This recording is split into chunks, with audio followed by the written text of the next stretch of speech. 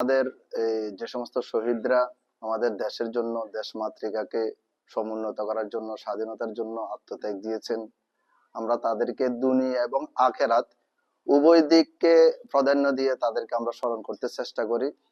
যেমন তাদের জন্য আমরা কোরআন খতম করি, দোয়া করি। আমাদের ফজরের আগ থেকে তাদের জন্য বিভিন্ন ধরনের পরিকল্পনা নেওয়া হয়, বাস্তবায়ন করা হয়।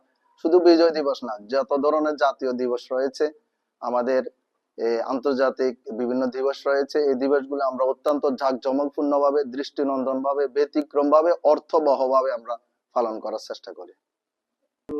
মাদ্রাসা শিক্ষার্থীদেরকে দেশ এবং বাস্তবতা এবং দেশের ইতিহাস ঐতিহ্য সম্পর্কে ওয়াকিবহাল করতে এবং তাদেরকে জানাতে আমরা 1971 সালে যেভাবে মহান মুক্তিযুদ্ধে আমাদের দেশের দামাল ছেলেরা জীবন দিয়েছে, তো তাদের আত্মার মাগফিরাত কামনা করে এবং আমাদের 24-এ যেই ভাইয়েরা রক্ত দিয়ে এ দেশের পতাকাকে বিশ্বের দরবারে সমুন্নত রেখেছেন, আমরা শিক্ষার্থীদেরকে তাদের জন্য দোয়া করবার জন্য এবং তাদের সেই ইতিহাসকে ধারণ করে নতুন বাংলাদেশকে বিনির্মাণের জন্য আমরা শিক্ষার্থীদেরকে তৈরি করার চেষ্টা করছি। আজকে মহান বিজয় দিবস দিন আমরা মার্কাজ ওমর রাদিয়াল্লাহু তাআলা মাদ্রাসার পক্ষ থেকে খতম কোরআন করেছি। যারা আমাদের দেশের জন্য শহীদ হয়েছে তাদের আল্লাহ তাআলা তাদেরকে যেন জান্নাত দান করে।